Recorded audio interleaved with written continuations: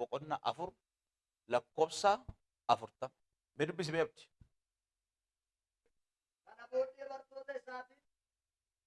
Kana booddee bartoota isaatiin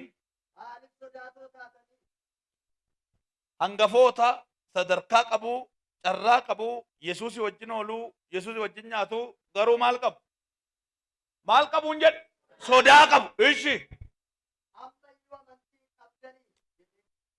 baay'ee turtii qabdu malee ammayyuu amantii hin qabdanii jedhe. Maal ta'an isaan guddaa sodaatanii namni kun eenyu? Qilleensaaf bishaan abbooma. Qilleensi bishaan isaaf in abboomamu kun eenyu jedhe mee callumatti mee lakkoofsa 30 naa kaasime ol deebiiti mee dhagaa.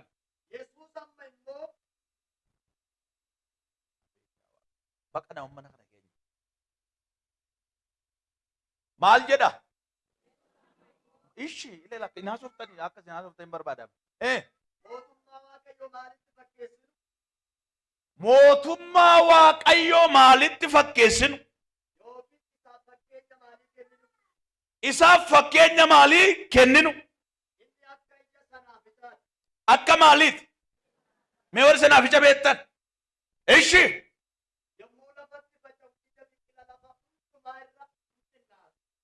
gaafa faca'u sanyii faca'u hundumaarra biqiltoota akka biqilaniif faca'an hundumaarra baay'ee maal ta'a? Hin xinnaata. Yemmuu faca'u biqilee guddata. Biqilaa dura xinnaa ture garuu gaafa biqilu biqilaa hundumaarra caalu ta'e damee gurguddaa godhata.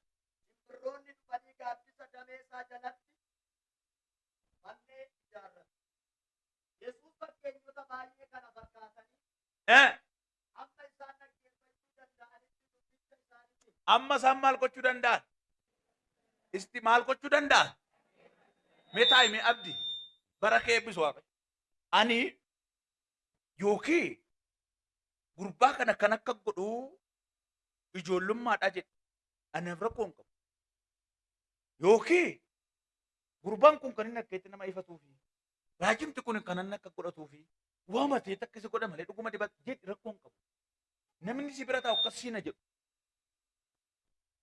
Fiigaa jirta taanaan sochiirra jirta taanaan saaxinii keen jirtaan namni waa'ee kee maasa.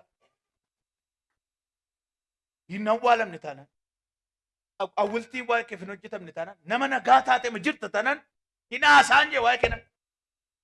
Amma waan tokkoon sitti mata duree kanan dubbadha. Mata dureen kun maaliif ilala? Asumatti waaqonatti kenne amma. Maa inni mata dureen kun? Namoota baay'ee dubbii kanaan jireenyi kee irra sirriitti akka tooratti sii qajeela. Dubbii kanaan golallaboo kanaan tooratti sii deebi'a. Anatu wangeelan dubbati waan biraatti hin darbe. Mee dhaggeeffadhu. An nama ilaalu hundumaa waaqa orgaanatti budannaa garuu qoy waatu dursaa. Waan dursu sitti hima. Rakkina kee jiraatu. Wallaansoo kee jiraatu. Sochiin jireenya kee irra jiru ulfaataa ta'u. Kisaaraa cimaa kee jiraatu. Barnoota sitti ulfaatu. Qilleensa adda addaa sitti ka'u. Firri si ajibu. Gwaddanya kee kan turan bilbila kee cufan. Simbee kuusiina jedhan. Ati ilma eenyuti ati intalaa eenyuti siina jedhan. Warra dur wajjin nyaataa turte eenyummaa kee wallaalan. Dhageeffadhu waan tokko sitti hima. Har'a Yesuus gab jedhee gab sirraa godha. Waceen jennaan maal gootati? Jedhe waci hankoofan kee hungaa. Harka kee ol qabe gab jedhee gab sirraa godha. Ergaa kan dubbadhu gab jedhaa gab narraa godheedha yaati. Maal jette mee dubbadhu wayii fan jedhaan. Jedhe gaa'ila kee irraa maal ta'a? Maal jedha? Kisaaraa sirraa maal jedha? Dhukkubi sirraa maal jedha?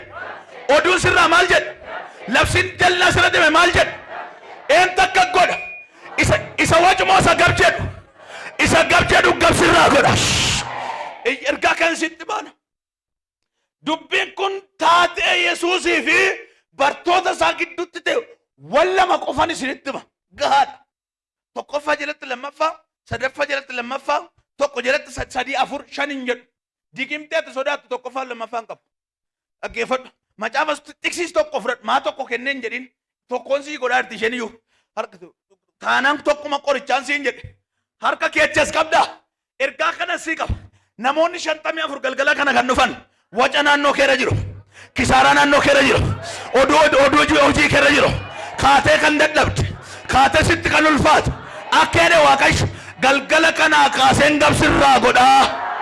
Namni duukaa jirtu iyyiti ameen jedhu kuti abbee. Taateen kun bartoota gidduutti ta'e Yesus yeroo hundumaa waaqa ta'e nama guutuu ta'e waaqa guutuu ta'e gaafa biyya lafaarratti lallabu namoota jiran gaafa barsiisu waan naannoo isaa jiru fakkeenya fudhata. Ilaa muka harbuu kana ilaa galaana kana argitu ilaa mandara kana argitu ilaa gaara kana argitu. Amma yeroo baay'ee Yesuus biratti wal'aansoo guddaa kan kaase amantii guddaa qabna jedhaniit waan amma ija sinaaficaa of keessaa kan nabanidha. Mootummaa Waaqayyoo maalitti fakkeeffame? Ija sinaaficaa gaafa faca'u hundumaa irra xinnaata. Gaafa biqilee guddatu biqilaa hundumaa caala.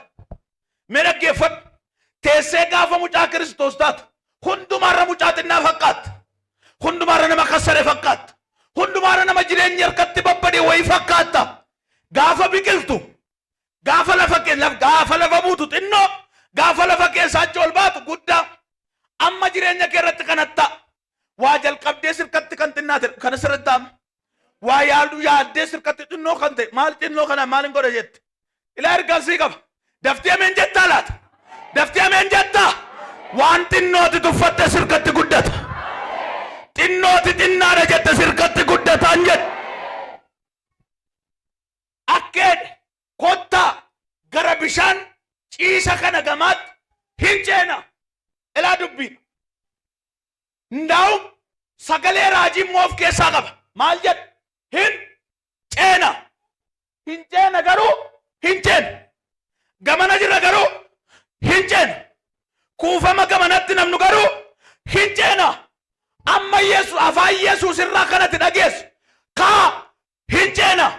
Bartoota irraa kanatti dhageessu immoo kottaa hin rabna. Kottaa hin beelofne. Kottaa buddeen barbaanna. Kottaa gandatti achi ol deebina. Yesuusoo kottaa hin ceena.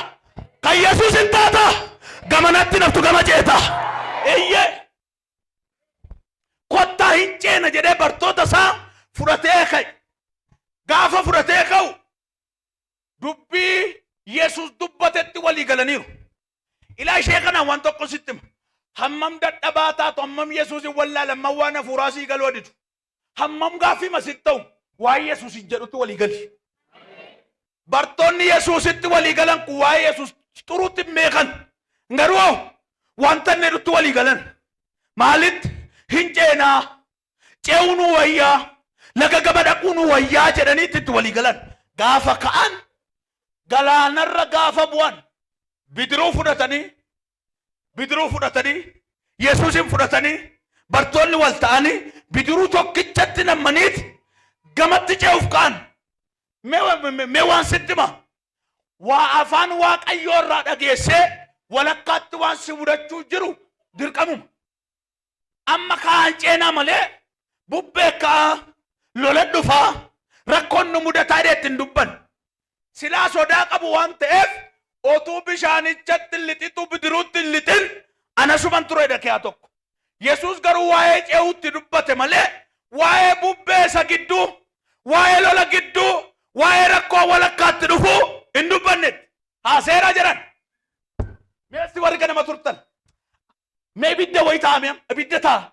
Hin qaammatinaati ibidda uumaa ofii keessanii. Bara kakwaara kana keessa warra ibidda qabsiisan miti qaammattoota baay'eedha sila.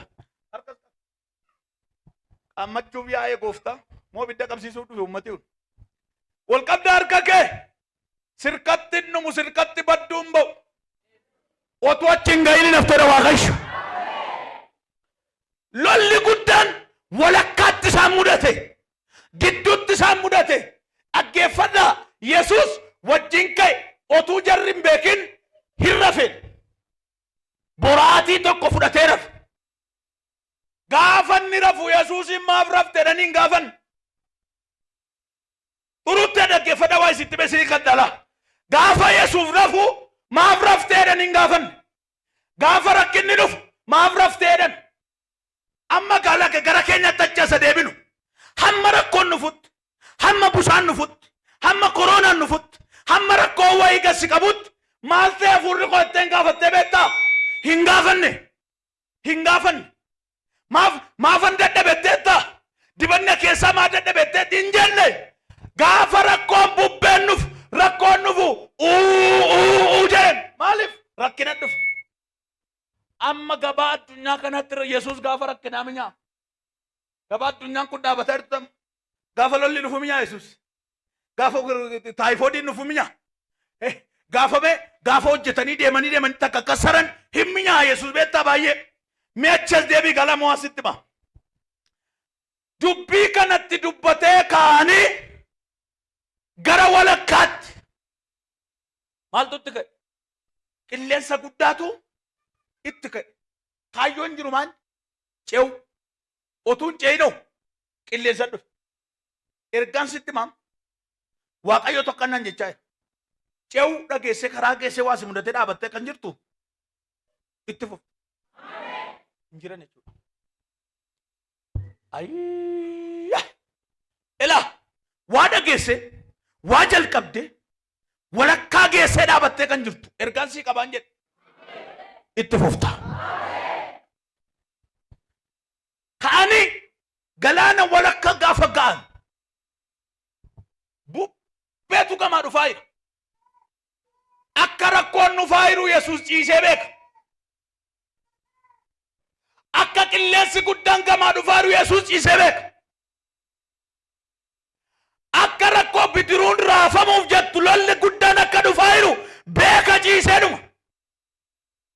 Waan ati kaatee uleen facciftee dabootti kadhattee abbaa qabeenyaatti waamtee firatti kadhattee dadhabde. Yesuus kaan ammoo hamaan. Eewna duukaa kan jiru labaa gaatarraa hadiyaas. Ergaan sii qabayee. Ofii keetii dabootti kadhattee kan dadhabde galgala kana Yesuus hin gabjeesirra.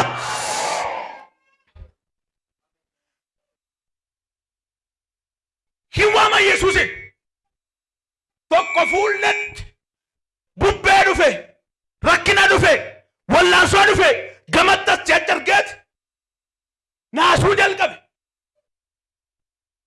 Naasuu jalqabe. Yesuus otuu waan tasgabbeessii waas hin gaafatu. Otuu gabsirraan godhin rakkoo kees hin gaafatu. Du'a si oolchee rakkinni kee maal jedhe? Maaf dadhabdee jedha. Rasaasarraa si hambiseeti mucaa koo miti jedha. Maal taateedha dhufe? Akka kee durii ta'uu dadhabdee. Maal laafinni kee? Maal dadhabinni kee?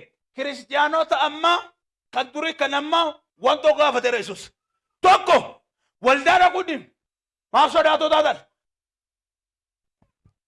Lama erga barri waldaa dhaqan erga waggaa 5 waggaa 10 ol ta'e meerree mantiqaan.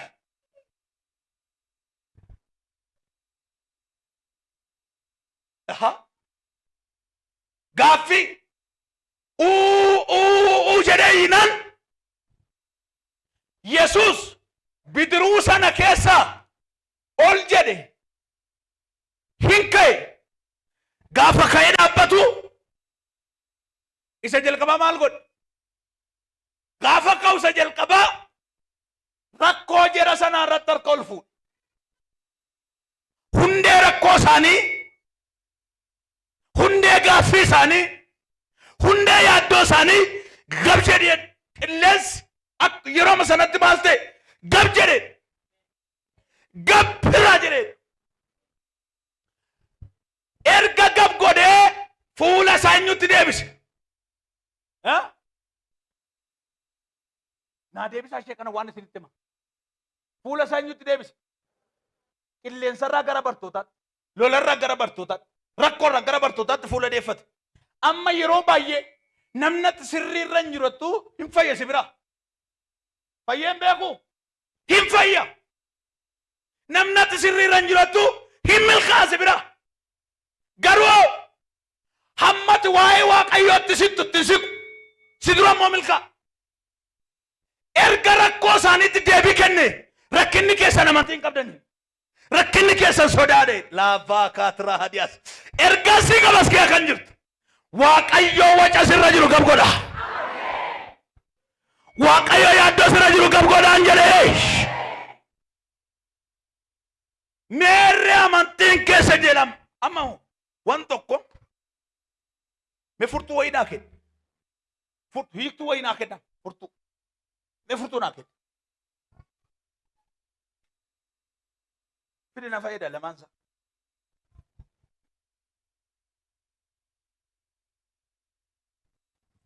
Nami sadi kaan ati kai. Kottu kai. Kottu abdi. Olbaa.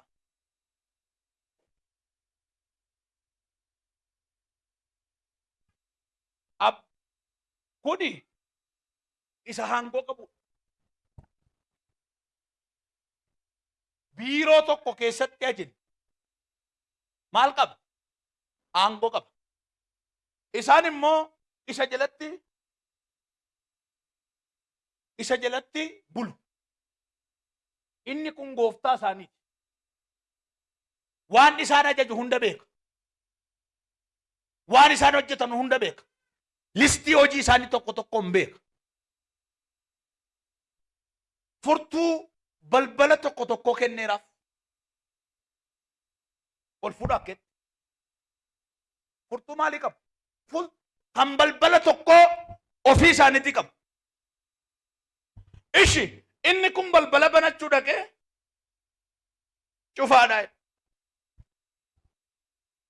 Cufaadha balballi kun. Hin banamu balballi kun hin ture.